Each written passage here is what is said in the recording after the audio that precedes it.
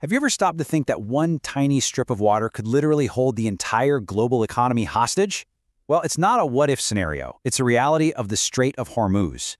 This is the world's energy lifeline, and we're about to see just how critical this one choke point really is. To really get your head around the stakes here, you only need one number, 20%. Think about that. 1/5 of all the oil the entire planet uses every single day has to squeeze through this one narrow strait. Once that sinks in, you really start to understand how fragile our whole interconnected system is. So here's how we're going to break this down. First, we'll look at why the strait is the world's energy artery. Then we'll game out what a crisis here looks like. After that, we'll trace the immediate consequences, unpack the global domino effect that follows, and finally, figure out how businesses can even begin to navigate the aftermath. Okay, so what is it about this waterway that gives it so much power? It's actually pretty simple. It's the only way out for a mind-boggling amount of energy that has absolutely no other path to the global market. You know, what's fascinating here is that this story goes way beyond just oil. Sure, 20% of the world's oil is a huge number, but look at this. 20% of all traded LNG and a full 1/3 of all traded LPG also rely on this one single passage. It's like a triple threat to the world's energy security. Right. So let's imagine this artery gets clogged. For our scenario, let's say geopolitical tensions between the US, Israel, and Iran boil over. And just like that, the most critical energy choke point on the planet is facing a total, unprecedented disruption. And what happens isn't a formal declaration of war, but something just as bad, a de facto closure. The waterway is just impassable. Suddenly, one of the worst supply shocks in modern history isn't a possibility anymore. It's happening. So what happens the second that flow stops? Well, the economic damage is instant, it is brutal, and honestly, the numbers are just staggering. Let's take a look at that first wave of impact. For every single day that Strait is closed, 15 million barrels of oil that the global economy was counting on just disappears from the market. This isn't some small hiccup, it's a catastrophic hole in the supply chain that sends shock waves through the system immediately. And this shows you the collapse in real time. Regional oil exports just fall off a cliff by over 60%. They go from over 25 million barrels a day down to less than 10 million. This is exactly what a modern supply crisis looks like. But remember, it's not just about the oil. LNG powerhouses like Qatar and the UAE are also completely cut off from their customers. The world is now short 1.5 million tons of LNG every single week. If you're a country that depends on that gas to keep the lights on and heat homes, this is absolutely devastating. And then there's the financial bleeding for the countries that sell the stuff. We're talking about Saudi Arabia losing nearly $1 billion a day.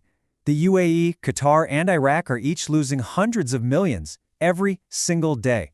These losses are completely unsustainable.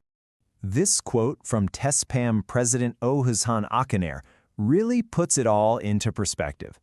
In just 2 weeks, more than $25 billion in oil money just evaporates. And that doesn't even count the losses from natural gas or anything else. Okay, now we're going to see how this regional mess spirals into a global catastrophe. Because very quickly, this stops being an energy crisis. This is the moment the first domino falls in the Gulf, and it starts to knock over others all across the world.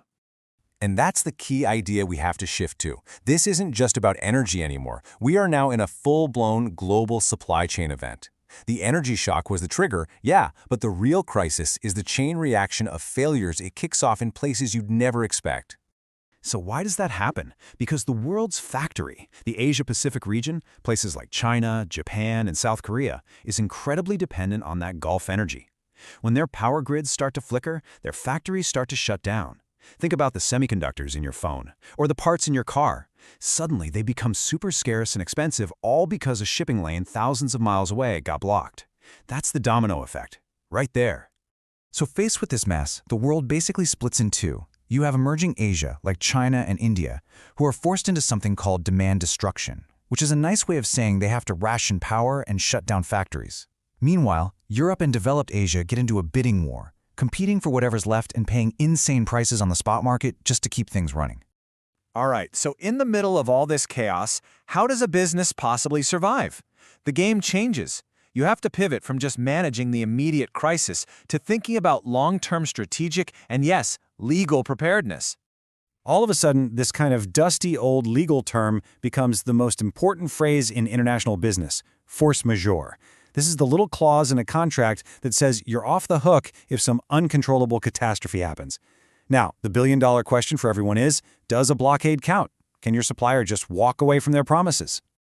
For any business out there, survival boils down to 3 absolute must-dos. First, you have to tear apart every single contract and figure out your force majeure risk. Second, you need to map your entire supply chain to find those hidden weak spots that depend on at-risk regions.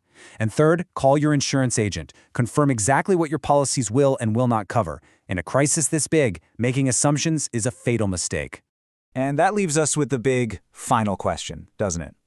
This whole nightmare scenario, from a local fight to a global economic meltdown, all started at a single point of failure. It really makes you wonder, if one choke point can set off a domino effect this devastating, just how resilient is our deeply interconnected world anyway?